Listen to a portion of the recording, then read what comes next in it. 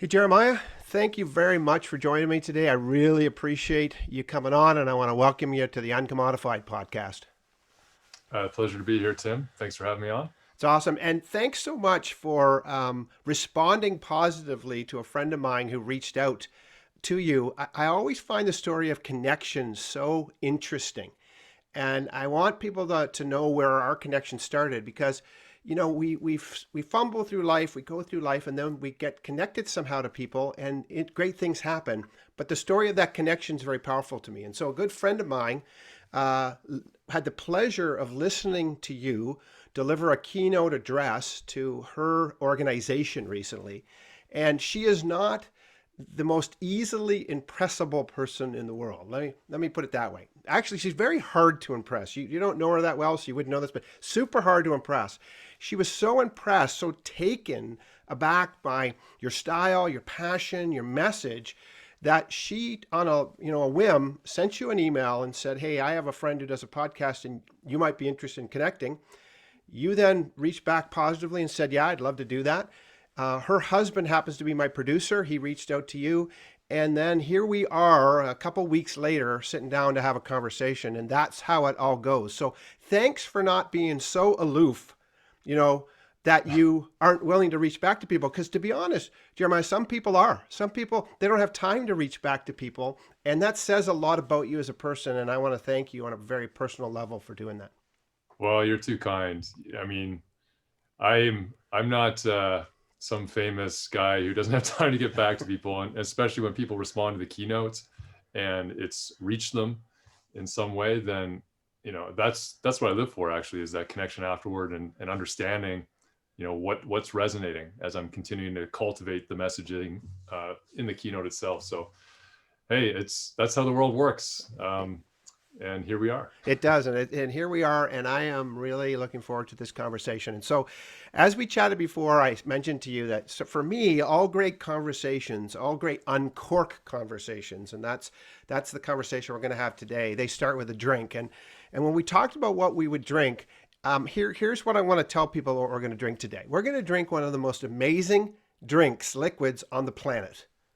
It is more than likely, if you had to brand it and bottle it, it could be called the elixir of life. It's H2O.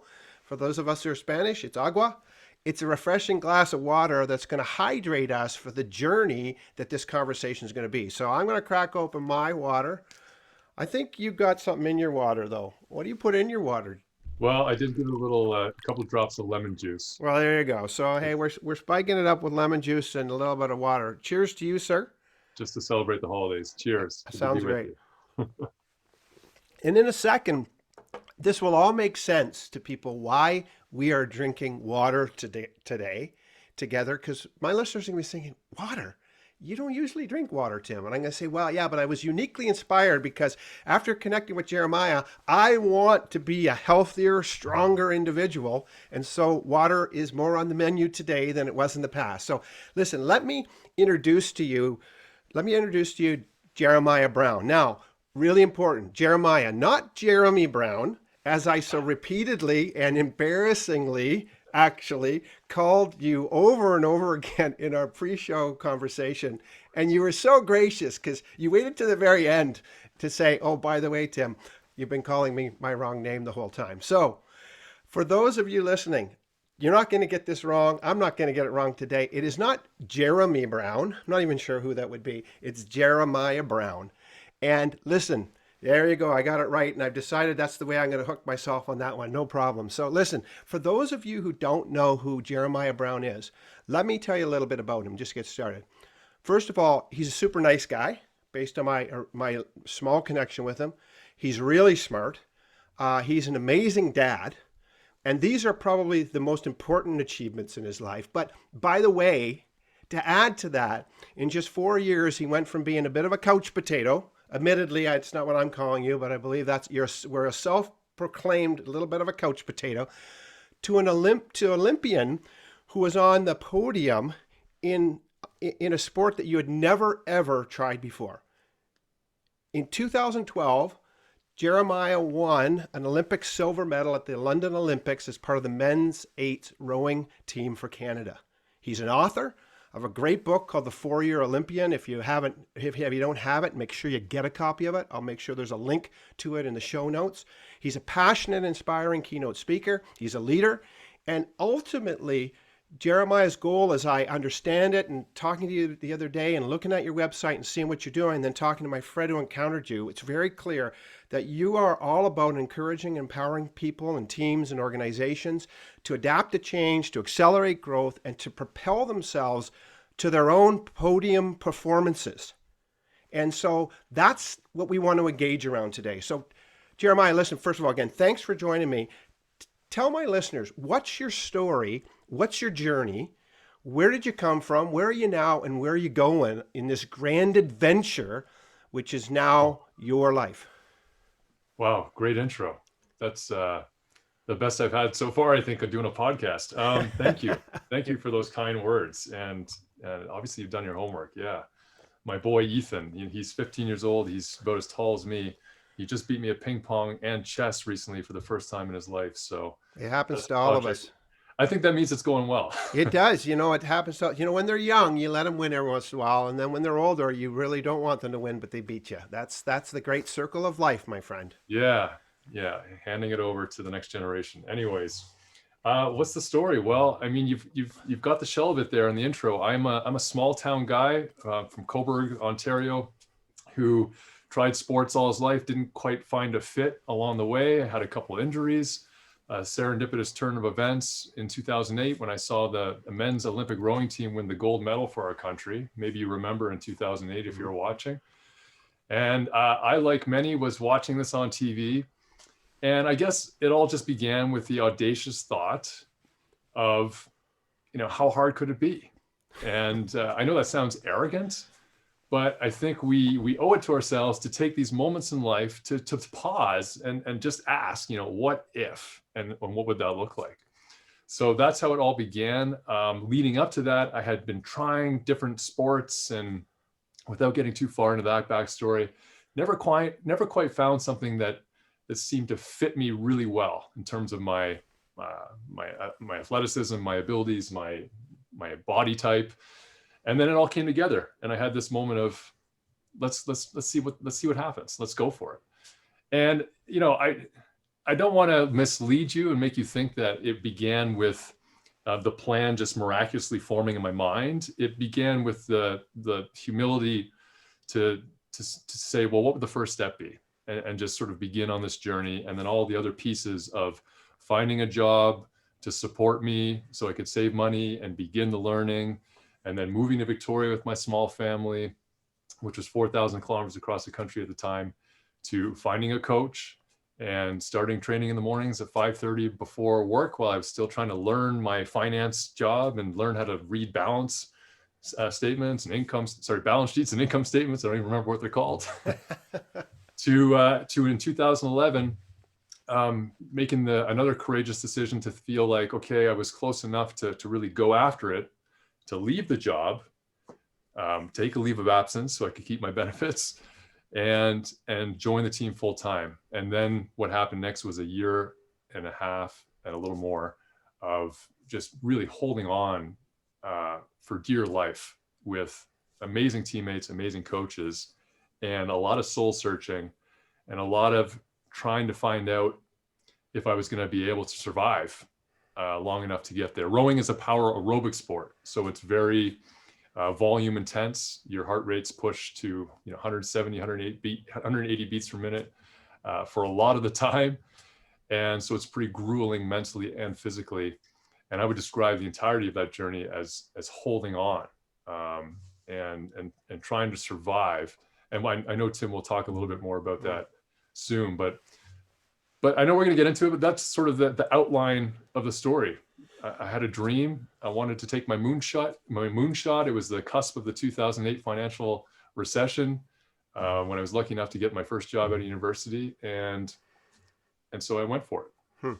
Well, was being a risk taker like that, was that in your nature, or was this very different for you, or is this part of a pattern for you in life where you're willing to take a risk, or you're willing to step into something, or was this brand new to you in your life experience? No, it was not brand new. I think growing up, I had a few opportunities early in life to see the before of I'm late to something, and then do it, and then realize that's okay. There's ways to catch up. So the first was um, playing hockey. I wanted to play hockey, and all the organized hockey, all my friends, the kids were playing, 5, 6 years old when they started. I didn't start until I think I was 12 or so. And I remember my dad taking me to a garage sale and just buying me the most flimsy equipment. But I got started late in the first year. I just remember people yelling at me for being offside, and it was embarrassing.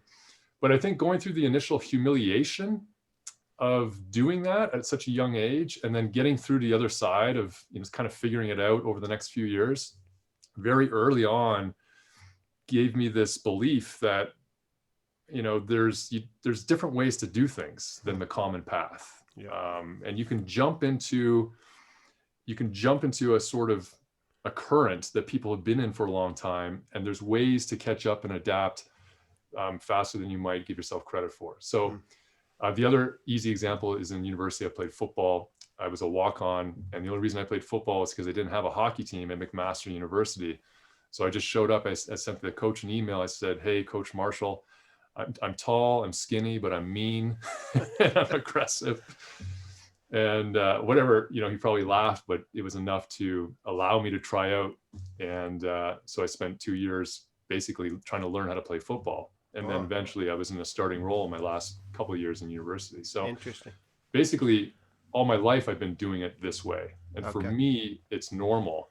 And what excites me is opening up people's minds and ideas to things that they've overlooked, and things that are active in their life, but are maybe now a little subdued, that they could reactivate and reapply themselves with maybe a slightly different mindset. It's interesting. It's that principle. I love it. It's a great thing. The walk on.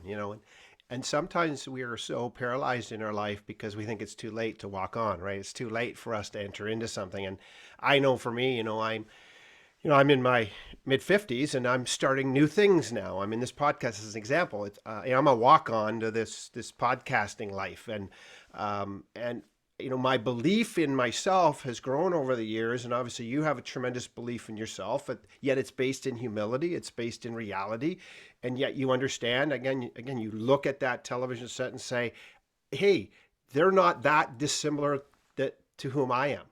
And so often we excuse ourselves or defeat ourselves immediately when we look at everybody else, because we look at their perfection and we compare it to our weakness, and all of a sudden the game's over. And obviously you were able to look beyond that and challenge yourself, and then catalyze not only body and mind to that, but that it's such a really powerful story, because so many of us have sat on a couch, frankly, during the Olympics and watched and been mesmerized, and then said, our conclusion was, I could never do that. And somehow that day, your conclusion is, I could do that. And that's where great things start. Whenever you say, I could never do that, nothing good comes, because you don't get off the couch. But when you say, I could do it, you get off the couch and figure it out along the way. So it's a very powerful story. Now, where has that brought you today in your life? Now, you're post the Olympics now. You're an Olympian, and obviously that legacy lives with you and all of that. So where's your life today, and how are you using what you learned there, and when did you begin to recognize that you had a message that you could take to people, you could take to organizations, and that would be great for leaders? When did that start just percolating in your mind?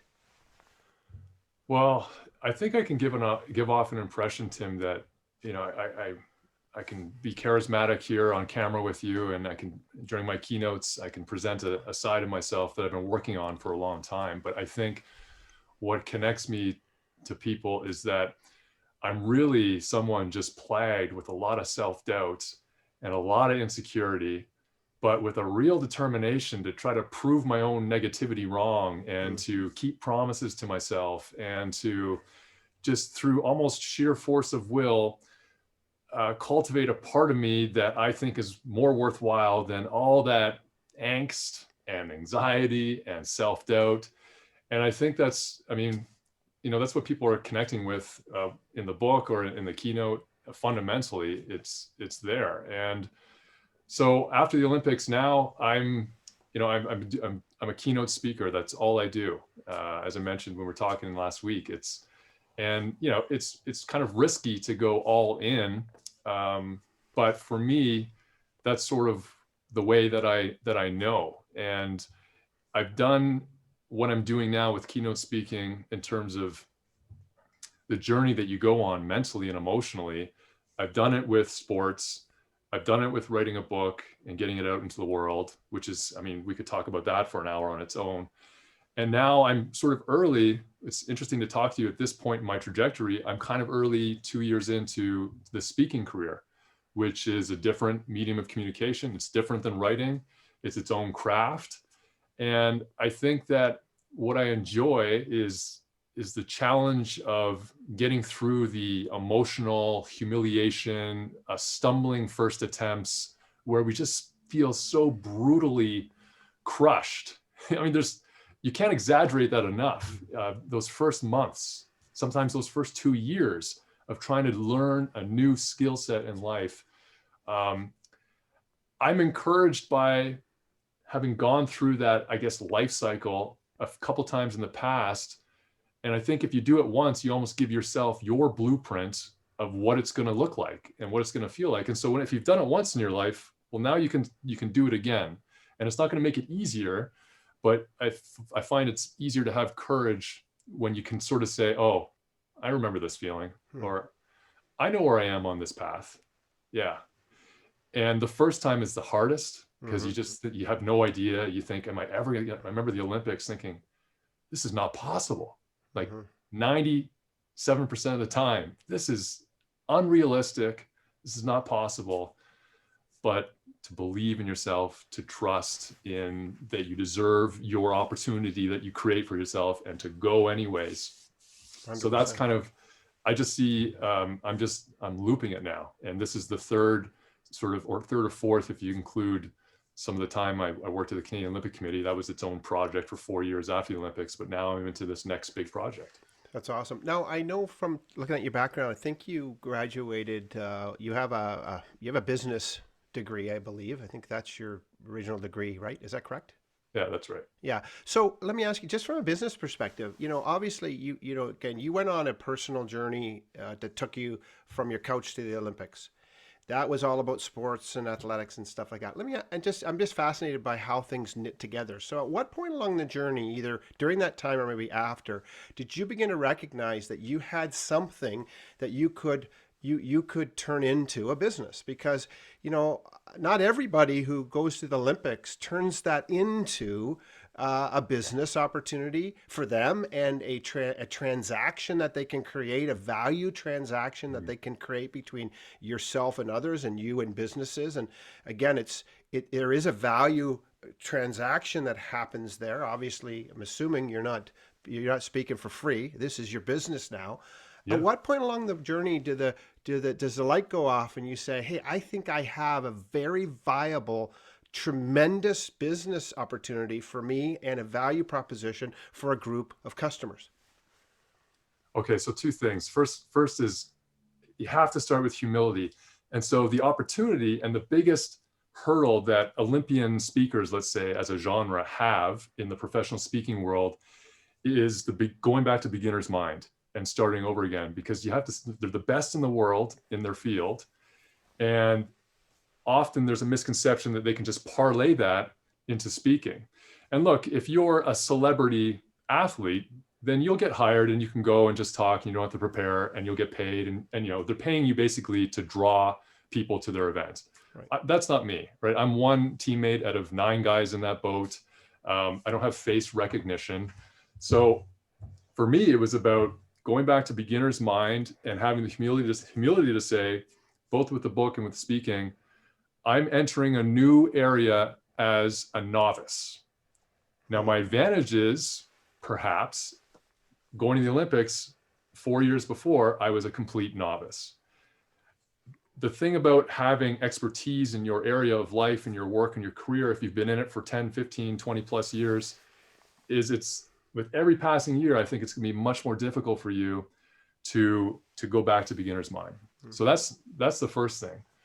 And the second thing is to be, you're right, absolutely ruthless and pragmatic about the business side of things, and dispel any fantasies or illusions of how you think your great lifestyle is going to be, or how it's all going to come together. You almost have to go back to the core of any business, which is cash flow.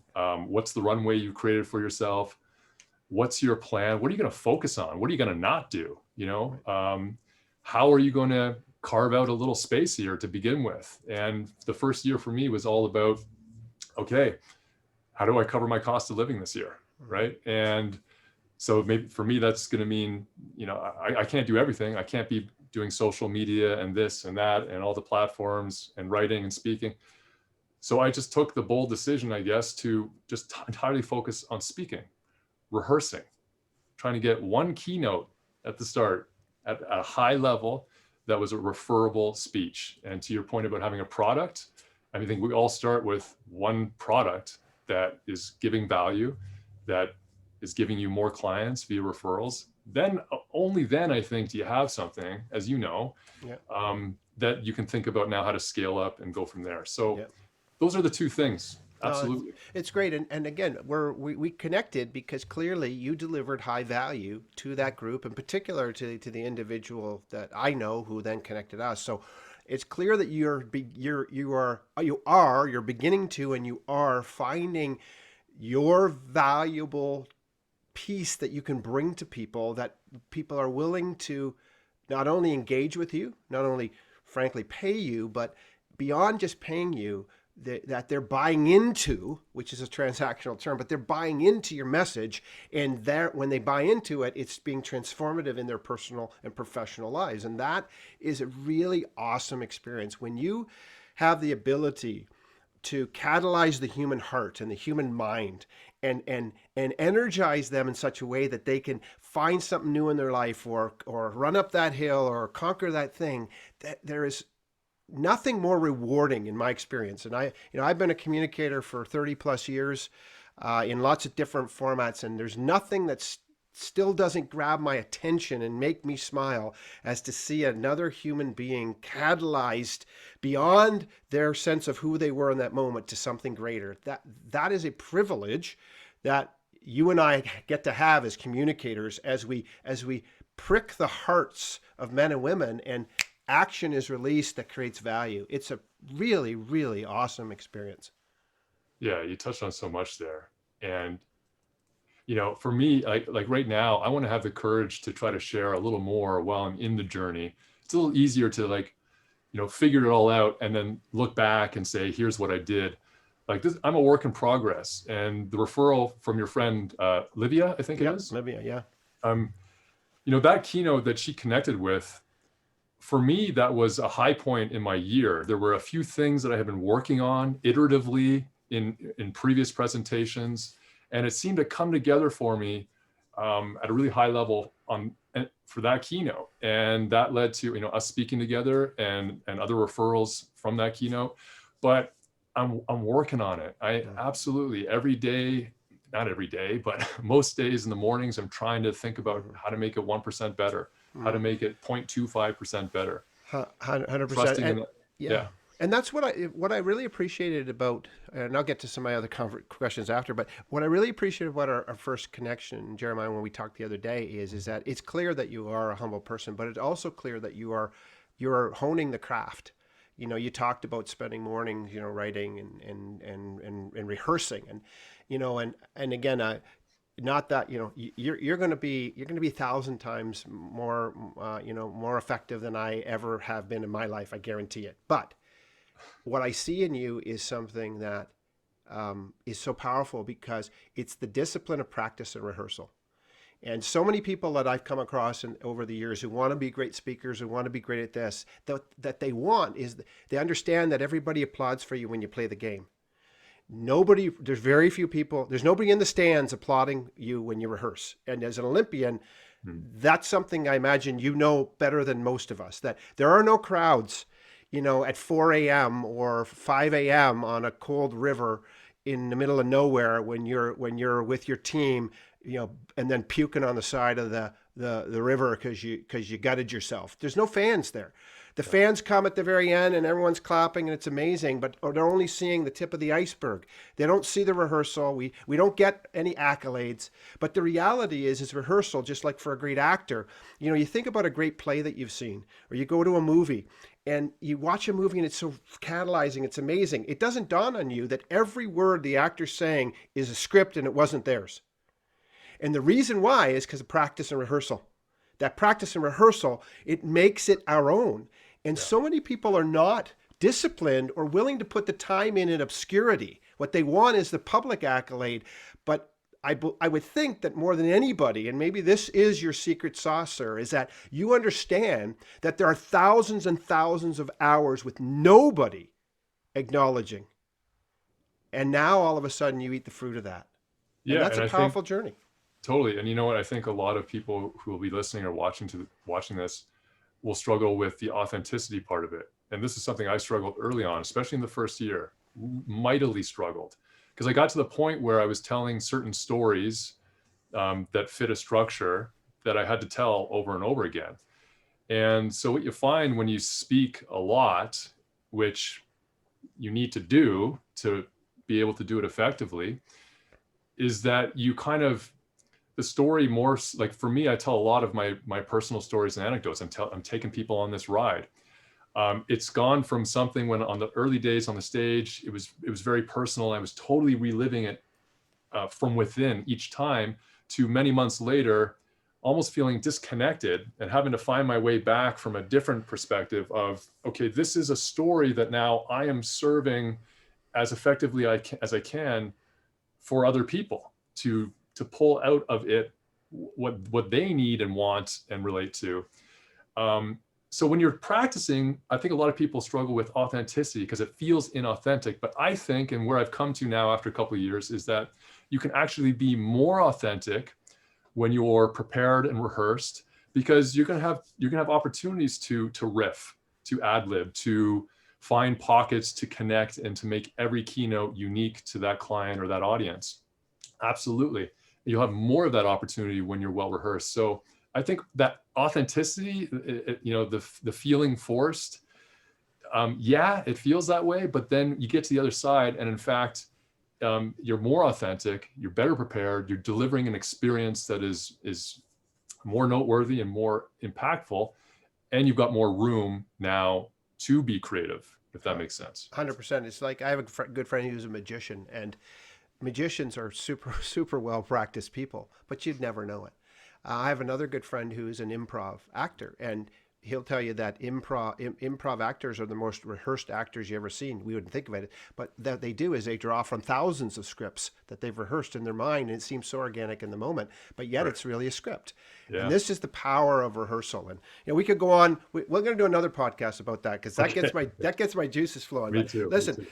I know that one of your big themes is big goals, and that gets me excited. But big goals, what does that mean to you, and what should it mean to others? What does big goals mean, and how do we set them? How do we achieve them? What's that theme look like as you communicate with people?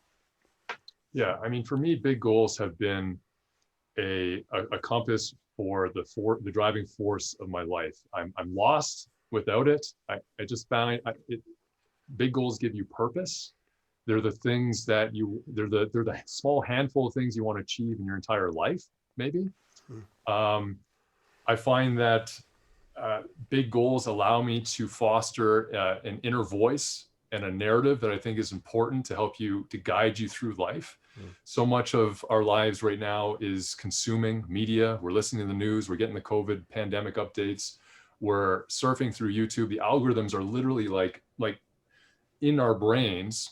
And so it's a battle for attention and focus. And big goals take long enough time to approach and to accomplish that you are forced to go within.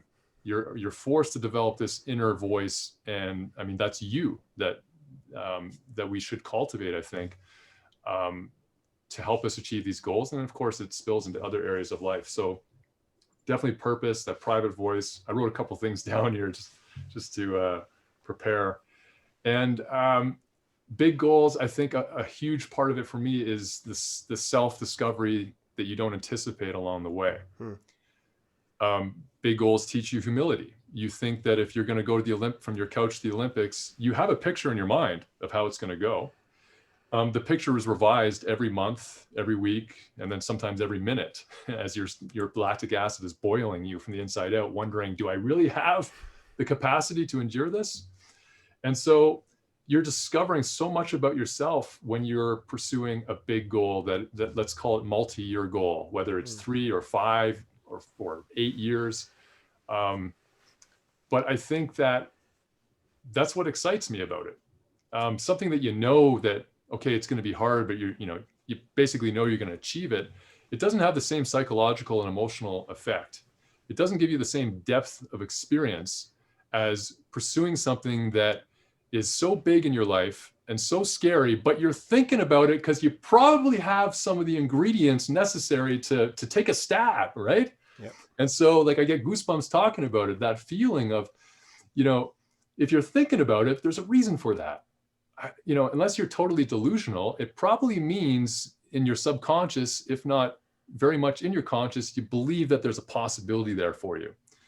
And I think that's as powerful as any empirical evidence that you can gather, right? The gut, yeah. You're processing all those variables in your multivariate environment already.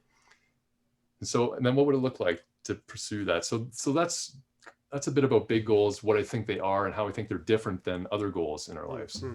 It's interesting when I think about that term, and as I did some reading in advance and just barreling your website and stuff. And by the way, just brilliant resource. I think there's a lot of great things there, and I'd encourage people to. What is your website, Jerimiah? It's the 4yearolympian.com. 4yearolympian.com. So it's a great website. You should braille it out, and I would highly encourage you, if you're a person listening to this podcast and you run teams of people, or seriously, you need to connect with Jerimiah and see if you can hook him up with your people and help and let him energize your people and encourage them, because people need that, and they need outside voices, and they need people with authentic humility, with enthusiasm, with all these things. And I would just encourage you that if you haven't found them already, you need to find them, because I believe that any group of people, any person, Jerimiah, that you choose to partner with, because you have a choice too, you choose to partner with them, I think they'll be better on the other end of the experience. I think that there'll be something lit within their psyche and their spirit and in their heart, which could be transformative for them and their organization for years to come. So I really believe strongly in your message. And when I think of big goals, I think of something bigger than myself. When I think of a big goal, I think of a goal that is bigger than myself today. And that not only is it a big goal, but I have to become a bigger person, whether it's bigger emotionally or bigger physically, totally, or bigger mentally. It calls me to be a bigger, better person, not just achieve bigger, better things, not bigger, better outcomes, which are all good. But along the way in my life, I look at that and say, as long as I'm becoming a bigger person in the process, then that's a worthy pursuit for me. And so that's when I think of this idea of big goals, as we chatted about it, that's sort of what resonates with me, as something that's going to make me a bigger person, and not just bigger in the sense of bigger ego, but a bigger in the sense of capacity, which is a really powerful opportunity as humans.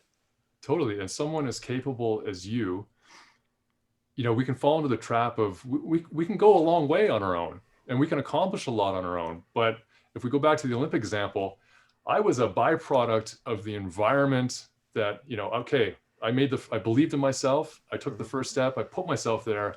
But man, those other athletes who had been in the sport for 10 years, who had won some of them Olympic medals already, the standard was right there, and I could see it, and I could almost smell it. I could touch it, and I could reach out. And so they pulled it out of me. So when you set a big goal, you're pulling yourself into new environments where it's going to require a team, it's going to require other people, it's not just you, and it's just a different level of experience. I mean, I can't imagine standing on a podium by myself versus what I experienced with those 8 other guys, talking brothers for life, right, on that podium. So Yeah. Well, and totally. when you speak of environment, it's so important. Think of an animal in a terrarium, and that animal will only grow within that boundary. It's a container of protection, but it's also a bounded limitation of how big that animal will get. They're not going to just grow and grow and grow. A snake isn't going to grow and grow and grow and bust right out of it all the time. And that's true for us as humans. And so, maybe the first step of achieving big goals is putting yourself in a big environment, putting in an environment that calls forth greatness, that calls forth bigness. And whether it's an environment with the people that are in your life, because sometimes, I don't know about you, Jeremiah, we're at different ends of our own career and spectrum here. But, I've had a lot of people in my life who, frankly, didn't aid big thinking. They didn't encourage me to Sure. think bigger or better. They encouraged me to become smaller and more self-focused. And eventually I had to eliminate those voices from my environment. I needed to find an environment where I could grow and become the person ultimately I believed I was destined to become. Environment, as you said, is so critical. And I would encourage anybody, if you're listening, if you're not in the right environment, if your environment is not encouraging you to be bigger, better, stronger, faster, find a different environment. Do something. Fix it. Because that environment will suck the life out of you eventually. And it will be impossible to achieve big goals and be a bigger person because of the very environments we put us in. So it's a great point that you're making. Really, really powerful, Jeremiah. Yeah. Hey, my mom is still telling me to go to teacher's college or be an engineer or be a lawyer. Sometimes it's the people that love you the most that, they want the best for you, but you got to create some distance. I moved 4,000 kilometers across the country from any family into a city, Victoria, British Columbia, where I knew nobody. Hmm. And the power of what you're saying and the power of the experience for me was I could reinvent how I thought about myself, how I thought about the goal I wanted to pursue. And people were meeting me for the first time, and I tell them, and inside I think, I'm waiting for them to laugh, but they're just like, oh, okay, right on. And you're like, yeah, actually, he's right. Let's do it. Let's do it. You're having a battle with yourself that doesn't exist. And then, but for the people you surround yourself. And look, we all grew up, going through high school, going through the years where, all the mirrors are around us, our peers, and it shapes us into something. But I think you're totally right. And gosh, if I think of one thing, especially with the Olympics, the move of just going right to the training environment, right to Olympic legacy, culture of high performance. Yep. Like, wow, talk about compressing a timeline. That's probably the 100%. best thing you can do. It's like a plant. I mean, you can have the best seed in the world, but if you put it into soil that is raped of the nutrients that are required for growth, it's just not going to grow. And that's environment, right? That's the soil's environment. And so you put yourself in a place where you could grow and you could flourish and you could become what you believed you could become, but you put yourself in that place. And everybody has to find that journey. And corporations, I mean, sometimes again, they want to grow their people, but frankly, their environment is raped of the nutrients that grows good people. And they want to fix it by getting better people. They need to fix it by fixing the environment, because the environment isn't an innovation environment, or it's not a risk environment, or it's not a healthy environment. And if it's not, you can't produce something different out of it. It's impossible. So it's a great conversation. And I believe there's another podcast in our future for sure. If not, maybe at least a private drink sometime to keep some of these conversations I feel going like we're on. just getting started. This is awesome, man. I really appreciate it. Now, there's another theme that you and I talked about, and I want you to unpack this just for us a little bit. You used this term the other day when we talked, optimistic resignation. What the hell is that, man? What is that?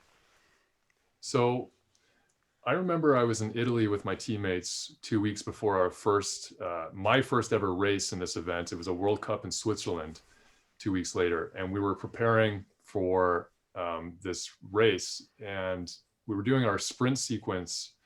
So in rowing, in the last, I guess, 10% of the race, we increase our stroke rate. So we're rowing faster. We feel like we're trying harder. But the boat actually maintains its speed in the last, 5% of the race, because you're so depleted. You don't have anything left to give, but it feels like you're trying harder, and it feels like you're giving more. And so this is kind of where that's sort of a metaphor for this idea of optimistic resignation and where it came from for me. Because I remember going into the first race, I was so nervous. I was so I mean, I was just spun, like I was just, my nerves were shot. And I did what in rowing is called the fly and die race profile. As soon as we took off the line, I just tried to be a hero, and I tried to lift the boat out of the water basically myself. And long story short, uh, after 500 meters, my teammates basically had to carry my limp corpse down the rest of the race course. And I remember feeling just so guilty, like I had let these people down. I felt like humiliated, and the pain, oh, it was so bad. And I got to the end of the race. I thought, well, you know, I can't keep thinking about the discomfort that lies ahead. That I know it's out there. I don't know what it's going to look like exactly. I really have to stay in the present, especially in the heat of this. And I got to find a way to do that. And optimistic resignation is the way I did it. So when we think of resigning, typically we think of quitting. He resigned from the job, he quit. Well, I think that there's another way to think about it, which we resign ourselves to that which is coming. And we're not so invested in the future month or two and the pain that awaits mentally, physically, whatever it is for you. But we say to ourselves, come what may, I'm going to hang in. And it's an act of courage. It's an act of affirmation. It's a courageous thing. It's not quitting. It's not backing off. It's allowing your mind to park itself in a place where you can keep going and you can keep on it. And you can be on that cutting edge and you can push yourself. And it comes from this almost melancholy mixed with, I'm still worth it. I'm still worth the effort. God, this is so hard and I can't see the way, but gosh, I owe it to myself and to my teammates to hang in. And so the easy analogy is to aerobic sport and rowing, and it's just, you're so tired all the time. I like to say in rowing, you don't beat the other competitors so much as you out survive them. And I think this is so applicable to our lives, particularly when it comes to big goals.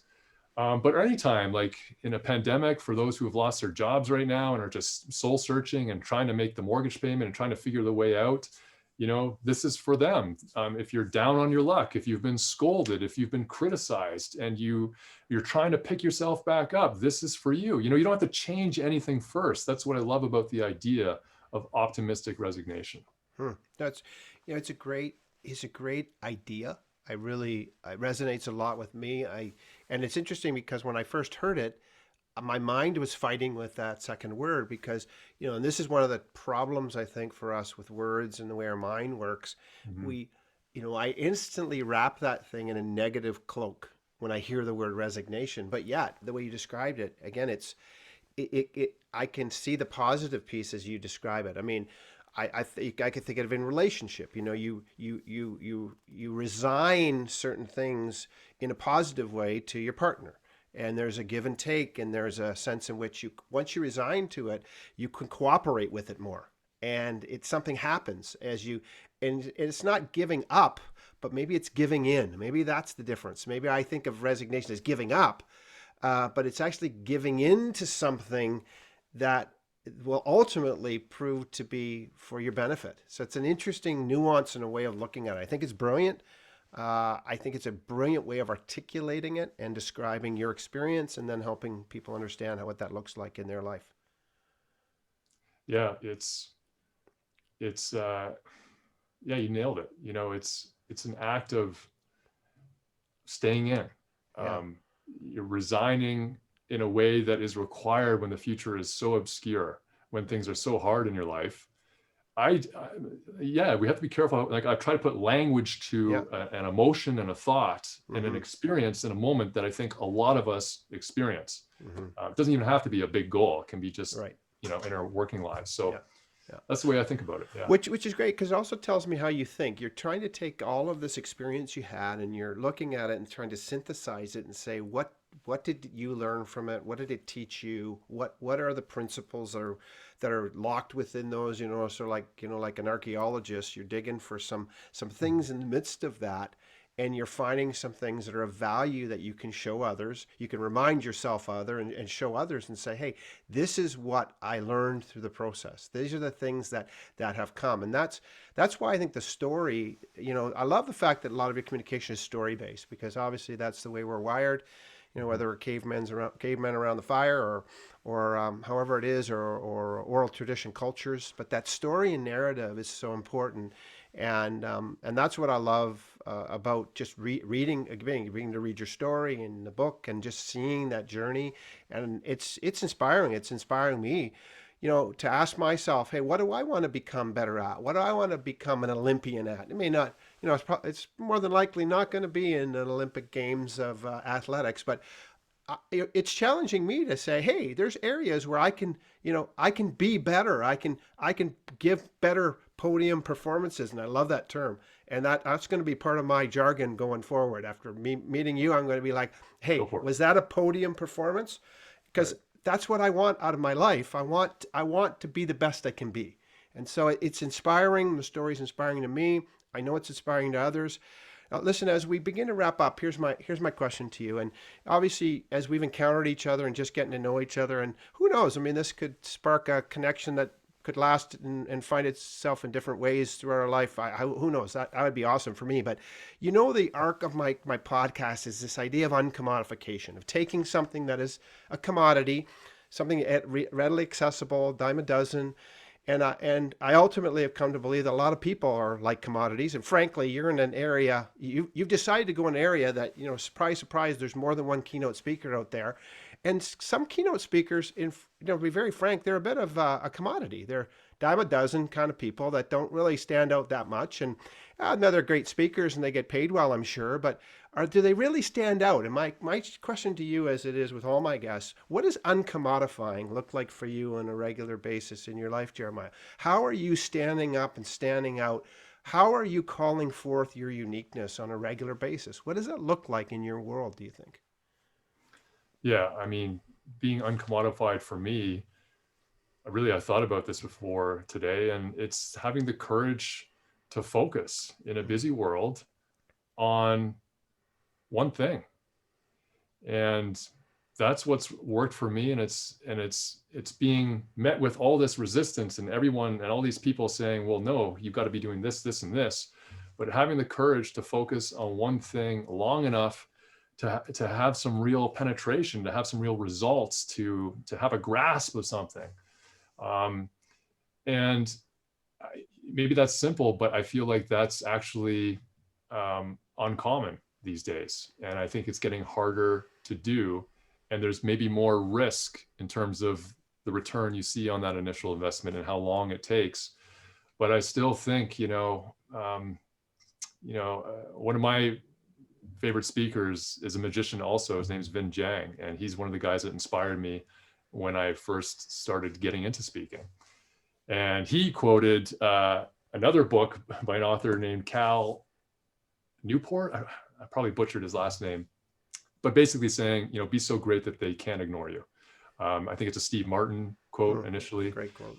So, simple idea, but the easiest things are so hard to do. And so that's what being uncommodified means to me. It's about having the courage to focus yourself to the degree required to have a result, to have something that's worth talking about, to have a conversation that's interesting, to connect with another human being.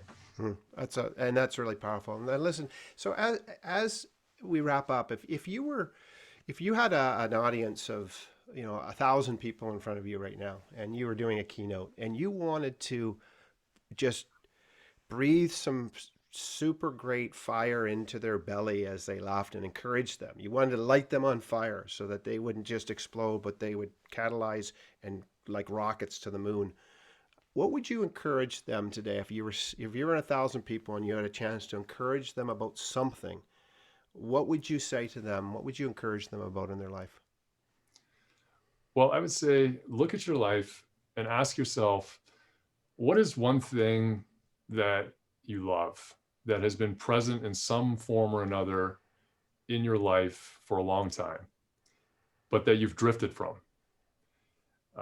What is one thing that you want to do that can bring a passion in your life, and that you remember feelings of joy and passion and deep accomplishment, and the goosebumps in your skin, the things that really light you up, but that have maybe become dormant. And how can you reawaken that? How can you take something that has given you the juice and how can you bring it back to life, and even if in a little way? So before this talk, I'm a drummer. I think I mentioned to you, I'll show you, I've got my drumsticks here, and I've got a practice drum foot pedal and my practice pad. And I did my little practice for half an hour. And one of my dreams in life is being a competent drummer, someone who could sit in and play a show with seasoned musicians. And I'm not there yet, but I'm working at it. I'm chipping away. And one of the things I think we need to remember is that passion, that elixir of momentum, which I think is the most precious resource on earth, it spills over into other areas of our life. We cannot contain it. So I think the reaction to stress and anxiety is to, bear down, on the job or whatever. And I know I just said about having the courage to focus, but also allowing yourself to live and, have a balance in life and do some of those other things that infuse you with that energy that you can use in other areas of your life. So that's a long-winded answer. You know what? No, that's super great encouragement. And listen, as we wrap up, a couple of just notes. So I'll put in the show notes to this episode, your website, Jerimiah. I'll put that in there. Connection to the book. If you haven't bought this book, you ought to buy it. I think it's available on Amazon. I think it's available at Indigo, other places, I'm sure. But if you don't have the book, you should get the book. If you run teams of people and you're looking for somebody to come in and not just tickle people's ears and make them feel good for an hour and then to send them on their way, but someone you're looking for to really catalyze people's attention and energy around these ideas, I would encourage you to hunt down Jerimiah and make that happen. And Jeremiah, I want to say, first of all, just really appreciate your just the spirit that you operate in, your humility, the conversation we had in advance. This conversation, I'm inspired by it, and frankly, if anybody else is, I really don't care. I'm inspired by it, and I'm going to become a bigger, better person as a result of this conversation. I guarantee you. And so I want to thank you. And although you didn't get a gold medal, you got a silver medal. I want to say, in my opinion, I think this was a gold medal encouraging kind of conversation. So I'm gonna self-proclaim this as a gold medal conversation. I've got no medal for you. The only medal is, I guess, the good feeling you get in your heart, hopefully. I've got it. But it's a gold medal conversation because it's going to strike gold in people. And my encouragement to you, as you listen today, is as you ponder and you rewind our conversation in your mind, I want you to ask yourself some questions about what you heard. If you don't do that, it'll just be this limpy thing that sits in your mind. Catalyze this conversation by asking yourself some questions. Explore the ideas a bit more on the insights by doing that, and then find ways to distill and activate all this into your life. And as you do, I'd really appreciate, I'd ask you to email me at tim@theuncommodified.com or connect with me on social media. And what I want you to do is I want you to let Jerimiah and I know how you're uncorking all this in your life, how you're using these ideas and these insights that we chatted about today to set and achieve big goals that call you to something bigger and make you bigger. Explore that idea of optimistic resignation. Don't give up, but what do you need to give into that will bring you into the future and ultimately accelerate your growth and propel yourself to podium performances. Thanks for listening in today. Have an excellent day.